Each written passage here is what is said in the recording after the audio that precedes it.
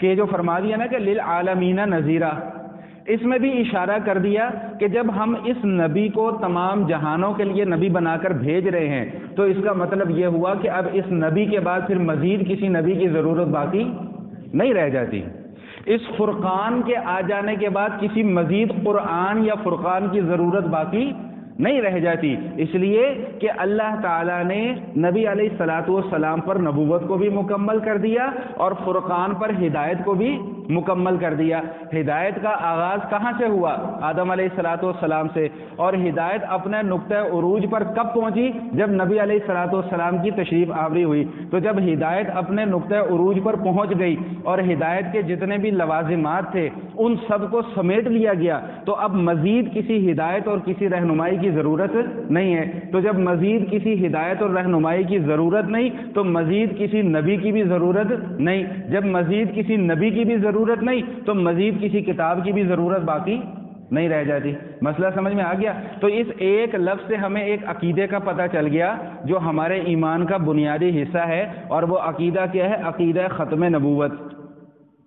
عقیدہ ختم نبوت۔ ہمارے اکابرین فرماتے ہیں کہ بار بار اس عقیدے کو لوگوں کے سامنے بیان کیا کریں۔ کیوں بیان کیا کریں؟ اس لیے بیان کیا کریں، میرے شیخ حضرت مولانا مفتی محمد حسن صاحب دامت برکاتہم العالیہ، وہ حضرت یہ فرماتے ہیں وہ فرماتے ہیں کہ دیکھو بھائی، جس طرح جسم ہے نا، جسم کے لیے روح ضروری ہے۔ اگر جسم کے اندر سے روح نکل جائے تو جسم کیا ہے؟ بیکار ہے۔ تو فرمایا اسی طرح ایمان کے لیے عقیدہ ختم نبوت ضروری ہے۔ اگر عقیدہ ختم نبوت کمزور پڑ گیا تو ایمان باقی نہیں۔ تو کیا فرمایا کہ لیکون للعالمین نذیرا، ہم نے حضور اقدس صلی اللہ علیہ وسلم کی ذات ببرکات کو کل جہانوں کے لیے، ایک جہان کے لیے نہیں، کل جہانوں کے لیے۔ دیکھیں یہ کیا صفت ہے؟ ہم سورہ فاتحہ کے اندر کیا پڑھتے ہیں؟ الحمدللہ رب العالمین۔ کیا مطلب؟ کہ اللہ تعالیٰ تمام جہانوں کا رب ہے۔ اب تمام جہانوں سے کیا مراد ہے؟ تمام جہانوں سے مراد یہ ہے کہ جہاں پر فرشتے آباد ہیں اللہ ان کا بھی رب ہے، جہاں جنات ہیں اللہ ان کا بھی رب ہے، جہاں انسان ہیں اللہ ان کا بھی رب ہے، پھر انسانوں میں جہاں مسلمان ہیں اللہ ان کا بھی رب ہے۔ رب کا معنی پالنے والا نا، تو جہاں انسان ہیں اللہ ان کا بھی رب ہے، اور جہاں مسلمان ہیں اللہ ان کا بھی رب ہے، جہاں مسلمان نہیں ہے وہاں اللہ ان کا بھی کیا ہے؟ رب ہے۔ سمجھ میں آ گئی؟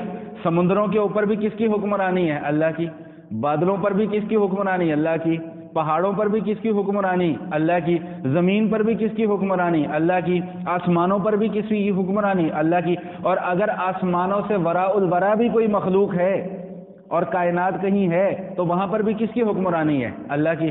تو جہاں جہاں تک اللہ کی خدا کی خدائی جا رہی ہے وہیں تک اللہ فرمایا کہ للعالمین نذیرا، ہم نے آپ کی نبوت کو بھی وہیں تک پہنچا دیا ہے۔ ٹھیک؟